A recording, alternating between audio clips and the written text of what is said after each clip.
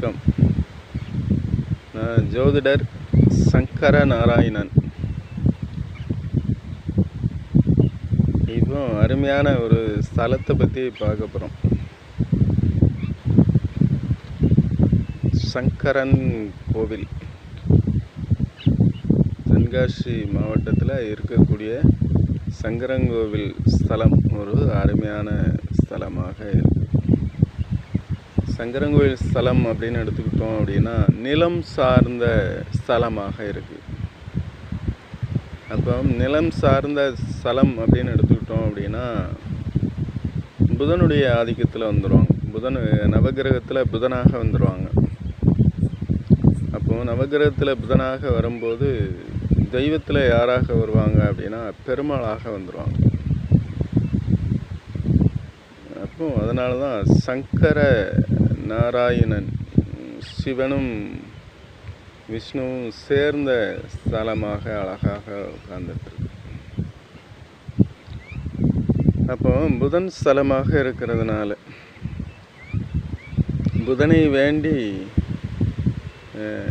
நடக்கக்கூடிய துணை நல்ல விஷயங்களும் அங்கே வேண்டுதல் வைக்கும்போது அழகாக நடைபெறக்கூடிய வாய்ப்பு அங்கே இருக்கா அப்படின்னா இருக்கு. அதாவது இளமையில் இருக்கிறவங்க, கல்வி சார்ந்தவங்க போய் பகவானை தரிசிக்கும் போது நல்ல கல்வி கிடைக்கும்.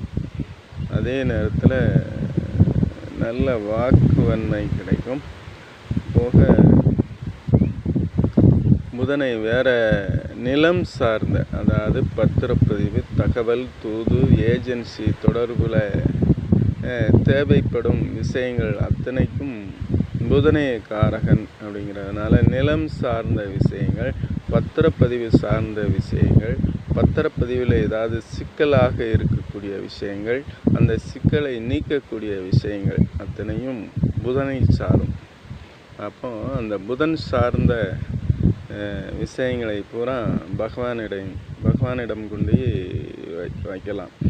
வைக்கும்போது என்ன ஆகும் அப்படின்னா சமநிலை பெறும் அப்படிங்கிற ஒரு நிலையும் அங்கே இருக்குது. போக பூமி சார்ந்த விஷயங்கள், பூமி வாங்கிறது அல்லது பூமி சார்ந்த நல்ல விஷயங்கள் அத்தனையும்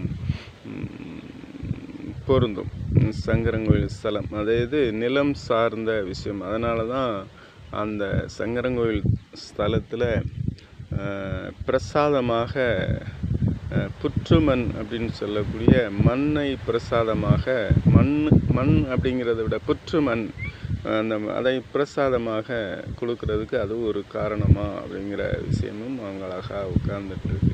இதில் சங்கரங்கோவில் ஸ்தலத்தில் ஆடித்தவசு அப்படிங்கிறது ஒரு சிறப்பான ஒரு விஷயம். ஆடித்தவசு சிறப்பாக வருஷம் அழகாக நடந்து கொண்டு இருக்கு. இது போக புதன் அப்படின்னா வித்தைக்காரகன், கல்விக்கு அதிபதி. நல்ல பேச்சாற்றல் அப்படின்னு எடுத்துக்கிட்டோம் அப்படின்னா நல்ல பேச்சாற்றலும் நல்ல சிந்தனையும் நல்ல புத்தி கூர்மையும் தேவை. அப்படின்னா பகவானை தரிசனம் பண்ணுவது, சங்கரங்கோவில் ஸ்தலத்தை வேண்டிக்கிறது அப்படிங்கிறதும் நல்ல விஷயம். அப்போ உடல் சார்ந்த விஷயங்கள் அப்படின்னு எடுத்துக்கிட்டோம் அப்படின்னா நரம்பு சார்ந்த விஷயங்கள் அப்படின்னு எடுத்துக்கும் போது அது சார்ந்த தொந்தரவுகள் இருந்தாலும் பகவானை தரிசனம் பண்ணிக்கிறது, மாதம் ஒரு முறை அந்த ஆலயத்துக்கு சென்று தரிசனம் பண்ணி வருவது அப்படிங்கிறதும் உடல்நிலையும் சரி, மனநிலையும் சரி, நல்ல பேச்சாற்றலும் சரி.